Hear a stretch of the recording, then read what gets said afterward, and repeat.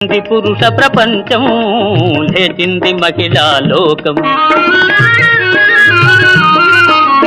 ఎప్పుడో చెప్పెను వేమనగారు, అప్పుడే చెప్పెను బ్రహ్మంగారు.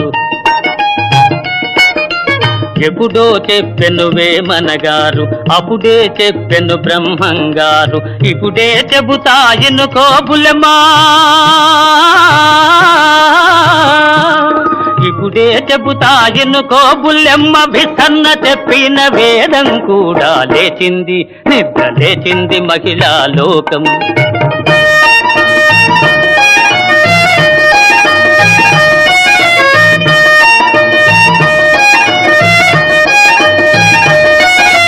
పల్లెటూళ్ళలో పంచాయతీలు,